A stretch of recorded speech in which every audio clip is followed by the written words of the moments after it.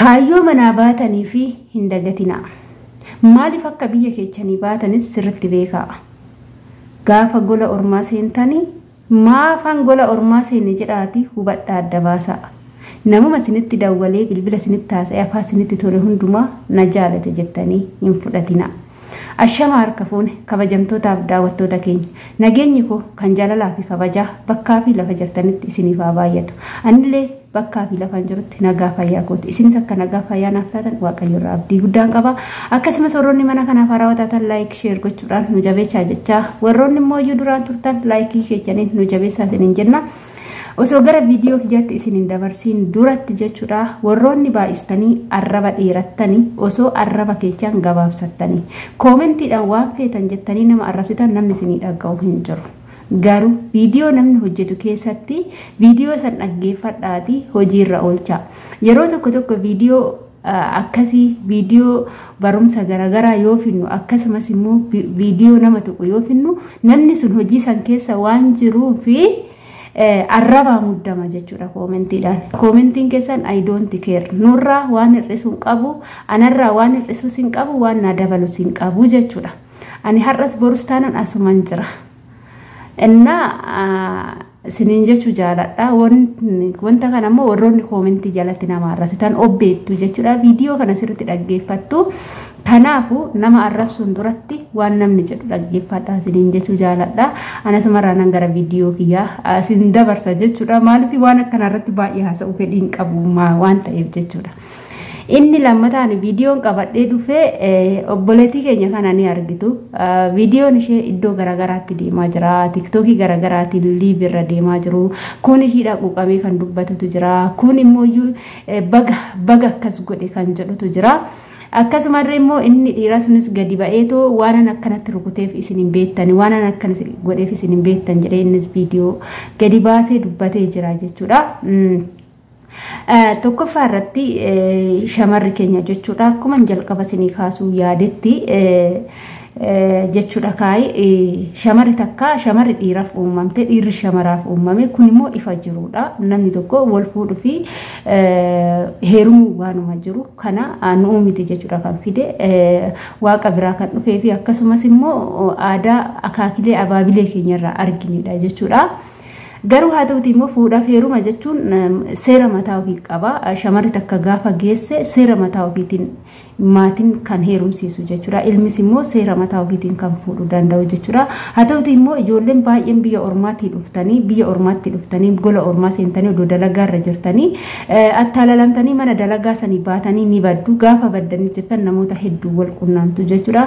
Gaafa wal qunnamtan immoo dhiira tokkonis yoo wal argitan wal fuune jettanii walitti galtanii jireenya wajjin ijaartu jechuudha. Kun immoo fuudhaaf heeruma bakka hin bu'u jechuudha. Akka mataa kootti kan biyya ormaatitti fakkeenya biyya ormaallee ta'ee maatirraan ni kaahiisifatanii maatinis beekee maatitti ergatee erga xumuree asitti kan fuudhu ni jira. Immoo deebi'anii akkanumatti gadi ba'anii dhirsaaf niitidha jedhanii fakkeessanii miidiyaa irratti akka waan sargii diggisatanii fakkeessanii qalabatee akkana walitti garanis ni jira. Inni suni gaa'ila hin jedhamu. Gaafa sitti ka'ee jedhee harkaa fi luka keessi hidhee biyyee si nyaachisa jechuudha biyya ormaa keessatti. Gaa'illi biyya ormaa keessatti baay'ee ulfaataa yoo nama si cinaa hin jirre hin qabaanne gaafa biyya keetitti abbaa manaa kee wajjin seeraan aadaa jiruun aadaa fi akka biyya jiruun jechuudha. Aadaa naannoo keetitiin gaafa maatiin kee si heerumsiisan gaafa isaan ol dhabde maatii keetitti baqattaa. Maatiin kee immoo rakkoo sin lamaan jidduu jiru laalanitti sin lamaaniif immoo furmaata laatu. Biyya ormaatitti garuu furmaata tokkollee hin argattu jechuudha. Biyyeetu si nyaata jechuudha. Akka barbaadetti si dhiitee sirra deema. Garuu haa ta'uti obboleettiin keenya kunis akkaataa viidiyoo ishii kana zim jedhee hojjechaa jiru. Sirriitti dhaggeeffadhe dhugaa viidiyoo ishii akka gadi bu'an guyyaa jalqabaa tan arge. Guyyaa jalqabaa arge irratti hin hojjenne. Maafan dhiisee naagaluu dide jechuudha waanichi jechuudha. Amma garuu hubadheen jira. Akkamittiin hubadhe hojjetan akka innis gadi ba'eetu dubbachaa jirutti isa wajjin osoo jiraachaa jirtu deebitee isa dhiistee dhiira biraa wajjin deemtee jechuudha. Shamarran keenya maal akka ta'aa jiranis naaf galuu didee jira. Dhiirri dhiiruma nama tokko abbaa manaa naataa jettee erga sitte isarraa deemte isaan dhabde immoo deemte ijaazaa biraa dhatte ammas dhiira biraa wajjin wal qunnamte saniinis ol loltee immoo kanuma daraa kanatti deemtee dhufte garuu badii guddaa kan hojjete obboleettii keenya kana jechuudha maaliif obboleetti maaliif jennaan dhiira tokko bira dhatte tokko biratti deebuun ishiin dhiirri shamaraaf hin eeyyamamne jechuudha shamarri takka dhiira tokko wajjin akka barbaade dhiira lama wajjidduu akka deemte akka barbaadde haa ta'u hin jedhu seerri sin jiru aadaan sin jiru hin jiru yoo nama tokkotti heerumte nama sanirraa nikaan hiikamee yoo xumuramee jedhe gara biraatti heerumuu ni dandeessi garuu sanirraa nikaan yoo xumuramin immoo dhiira biraa nikaan irra jiraate abbaa manaa ishii saniin ol loltee manattuu deebite nikaan irra jiraate taanaan dubartiin takka aga nikaan sun irraa buutti dhiira biraa bira gahuu hin dandeechu abbaan manaa ishee sun nikaan irraa qabsuun seeraan gaafachuu ni danda'a maaliif jenna nikaan irraan buune yookaan samaanan irraan buune dubartii samaanan irra jiru tokko dhiira biraa heerumuu hin dandeechu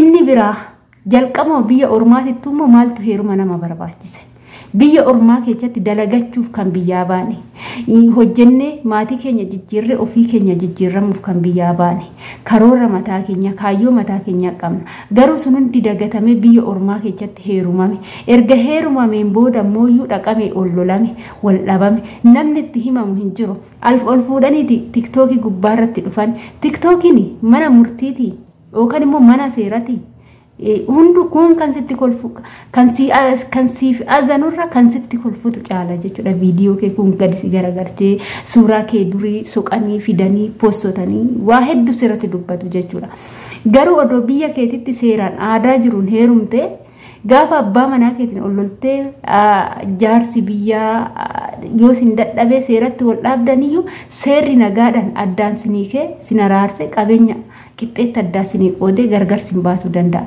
har'a tiktook irratti garuu uummata ofitti kofalchiisuu tuni maal dhiira barbaada biyyaa baate jedhamee maqaa of balleechisiisuu waa tokko hin qabu jechuudha meelaara obboleettii ta'e harka ishii duubatti hidhee akka fardaatitti tume jechuudha saniin booda mataa ishii irraa ciccire maraattuu fakkaatti dhugaa rabbii dubbachuudhaaf maaliif nuti barnama yaaduu qabna jechuudha gaafa ijaazaa buunus gaafa immoo manni madaami sun nu ta'uu didee mana madaamiti baanullee mooyyuu of eeggannoo guddaa godhuu qabna jechuudha malee akkuma arginetti fiinnee nuttuma fakkaate fiinnee akka barbaanne ta'uu hin qabnu jechuudha akkasis sinin jedha kabajamtoota keenya maaliif waan hojjechuu qabnu maaliif akka mana ormaatii baanes gaafa immoo madaami sun immoo amalli ishii nu ta'uu didee immoo iddoo itti baanullee sirritti beekuu qabna malee zimjenne iddoo dhiiratitti ba'uu hin qabnu jechuudha dhugaa rabbii jechuudha waan akkanaarra keessattuu warroonni haarofti dhuftanii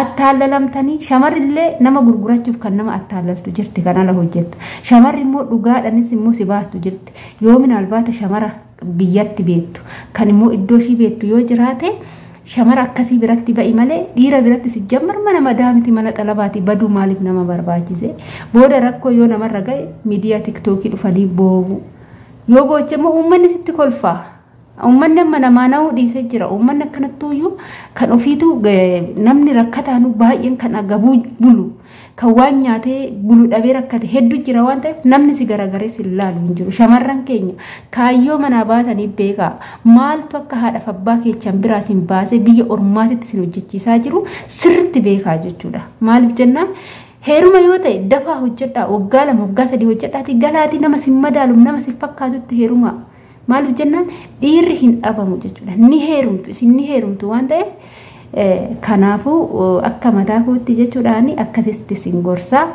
viidiyoo kiyya asumarraa nan goolaba warroonni nama arrabsitan istoob arraba keechanii sin jira qallaalumatti nama arrabsinaadha yoo barbaaddan immoo hojjedhaa waan tokko irratti sin jedha hanga viidiyoo biraatti walitti deemtu moo turtii gaarii siniif haa ta'u bye bye